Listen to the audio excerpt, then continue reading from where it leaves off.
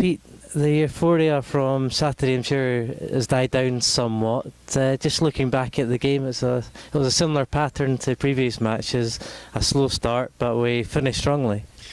That's all that matters, isn't it? That, you know, we're losing a few games at half-time, but you know, it only matters really what the score is at the end. And yeah, some dicey moments as we spoke about on Saturday, but looking back over the tape, there was some brilliant stuff in there, some of our best rugby of the season. But ultimately a lot of nerves. I think early on in the game, you know, we were nervous about the consequences of winning the game. Settled that down at half time, and ultimately got a brilliant result. So yeah, there's been it was a good weekend all around, you know, and some happy faces in the camp, because we've you know, we set out at the beginning of the season to make the playoffs, and we've done it with 2 weeks to go. So it's brilliant. It's been a big effort for everyone, you know, from the physios and to the, you know, the strength and conditioning group, but ultimately the players have grafted very, very hard for a long time and got their just rewards. But we're having to sort of reset our goals now, because we've achieved what we set out to. Now we're in the playoffs. You know, we want to do ourselves proud, and what we've worked so hard to achieve, we want to make sure we do ourselves justice in that. So we've got a few weeks before we play, and then we've got a couple of tough trips up to Yorkshire, and you know, there's a lot of rugby still to be played before we come up against either Worcester or Bristol in that playoff. But no, so a good week all around. Was Matt Hawke's try the season started in our own half? It's certainly up there. You know, we go back to October. We had, I remember, a length of the pitch effort against Plymouth, which involved about 17 phases, which would certainly be up there. And one actually we scored against Leeds here in January was good. But Matty Hawkes is certainly up there as one of the best. And I think his finish ultimately for Matt Williams beat, I think, 3 defenders down the right, and then he beat 3 or 4 guys down the left. So you know, had everyone on their feet on Saturday certainly, and might make a highlights tape.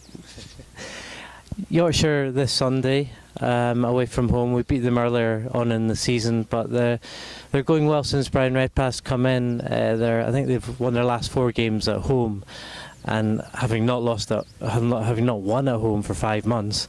So it's going to be a tough test. Yeah, that's a turnaround in form. I think they've always, when we spoke back in January, we played them. You know, their talent belies their position, I think is what I mentioned there. It's the same, you know, they've got a quality squad. They just brought Brian Redpath, who's a top quality coach, shows their ambition moving forward, and the sort of players they can recruit off the back of having such a great guy. My old coach, in fact, from Gloucester from years ago.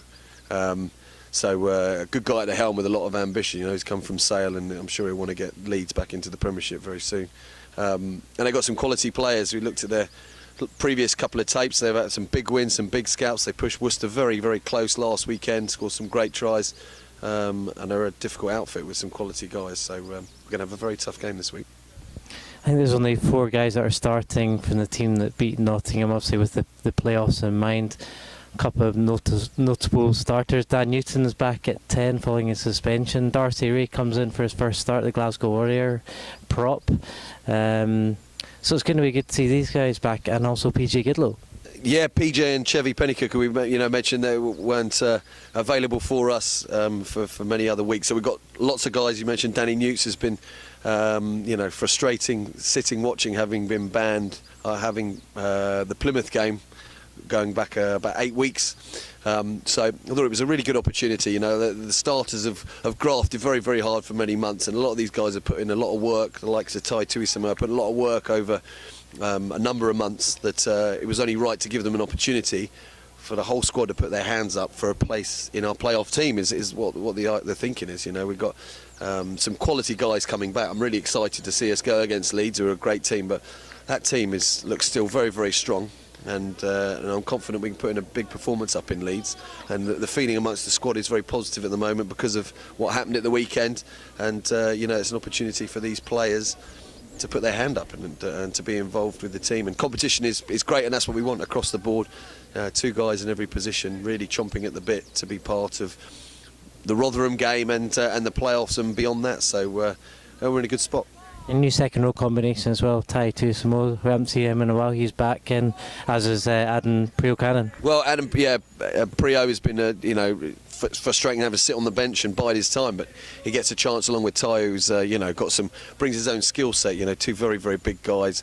Certainly Tai with great handling ability, and Adam is a very hard runner, big guy. So gives us different options to James Phillips and Josh Brown, who have been playing well for us and consistently well for us. But they can to have a weekend off, and I suppose in a way they'll be hoping that Tai and Prio don't play too well, because it might put their places under some scrutiny the following week. But no, I think there's motivation across the board.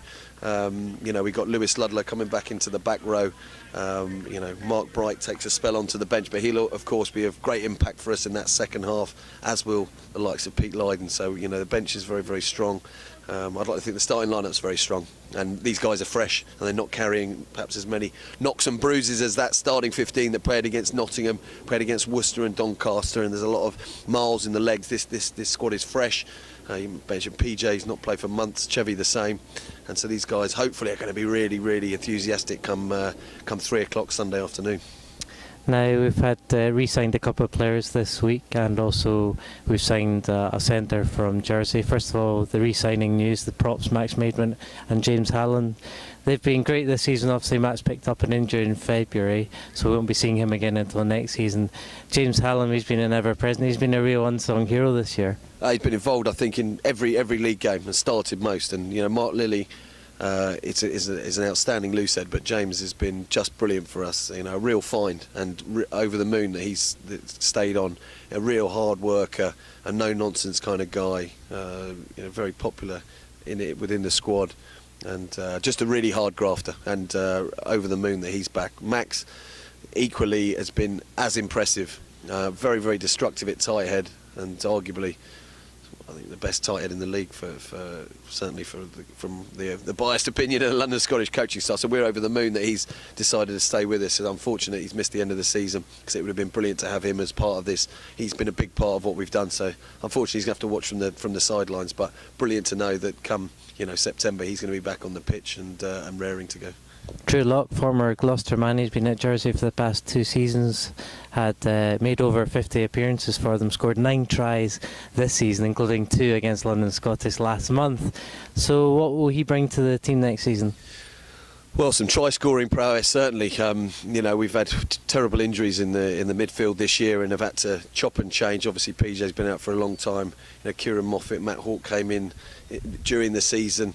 So we've been unfortunate. Obviously, Ollie Grove was out injured for a lot of it, but Drew Lock, somebody we saw on videos when we played Jersey back in last year, last calendar year at least, was very impressive. And equally, when we went to Jersey back in March, he was the best Jersey player on the pitch. So I think we're really lucky to have acquired him for next season. He's really, really quick, comfortable on the wing, gives us some versatility in the backs, but he's a killer finisher. And a dynamite tackler, a real no-nonsense kind of guy. And we met him and thought he fit in well. So really looking forward to him adding some real quality to our backs next year. Squad's beginning to shape up nicely for next season. Yeah, we got a few holes to fill. Much is the way at this time of the year, but I think we're in a good spot, knowing we're in the playoffs and relatively successful. That hopefully we can attract some good quality guys to come and join us, because we've had a really successful year. Hoping for more success, in the coming 6 weeks, and hopefully we can replicate or improve on that next year. Good luck on Sunday. Thank you.